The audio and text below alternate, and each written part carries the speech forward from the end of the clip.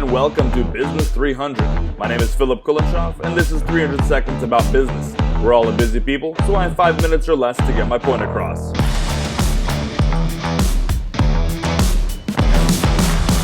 Five more minutes about financial statements. In the last episode, I covered a few basic things to be looking for when interpreting your income statement. This time, I'm going to do a similar thing with the balance sheet. Unlike the income statement, which is a time-bound picture of what your business did, the balance sheet is a snapshot of the strength of your business equity. The balance sheet does not have a start and end date like the income statement. It is captured with an as-of date. The first section of the balance sheet defines your assets. Simplified, assets is everything that your business owns or controls.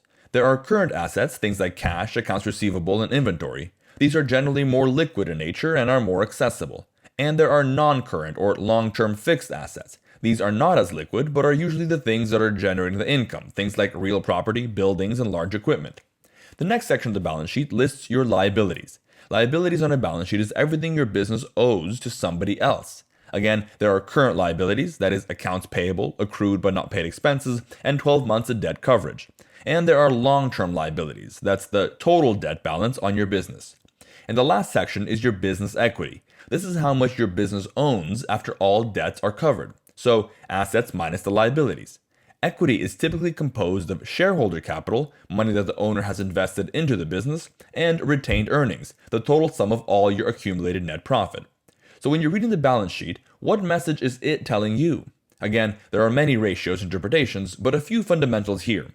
The purpose of the balance sheet, as I've already mentioned, is to show the strength of equity. How much of what you're controlling do you get to own?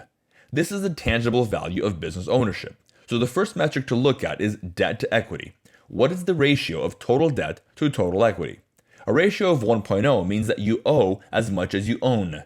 Anything greater than 1.0 means you owe more than you own. And under 1.0 means you owe less than you own. The lower the number, the less risk you have.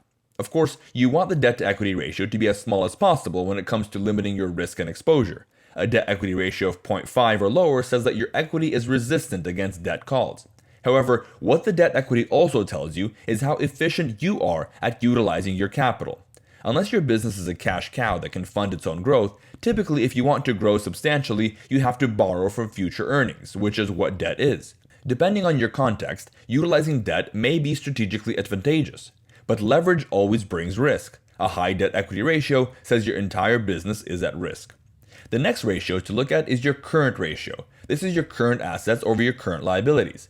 This ratio tells you how liquid your business is. So if you had to pay all your short-term liabilities, those within 12 months, how well can your business cover that without shaking up the operation or having to add more debt? A ratio of 1.0 is, again, the break-even. Anything above 1.0 says you have more coverage. Under 1.0 says you don't have enough. The bigger the number, the less at risk your business is. A low current ratio says your ability to continue serving customers at your current level of earnings is at risk. However, current assets include inventory, anything from raw material to finished goods that are unsold. These sorts of assets can be difficult to turn at the valued price in short notice. So you can also use something called a quick ratio, which is the same as current ratio but excludes the inventory in the calculation. In most businesses, this demonstrates a more accurate picture of the business liquidity. And the final ratio I'm going to mention is your return on equity, the ROE.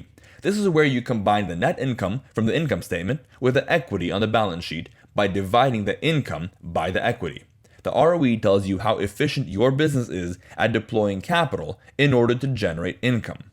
When all is said and done, this is the work of business ownership, utilizing money, which is a measure of productive value, to generate more money, again, a measure of productive value. The former is in the form of equity, the latter in the form of income. How good are you at compounding the value you give to customers in order to be able to give them more value? The return on equity demonstrates how productive your business is in serving customers well.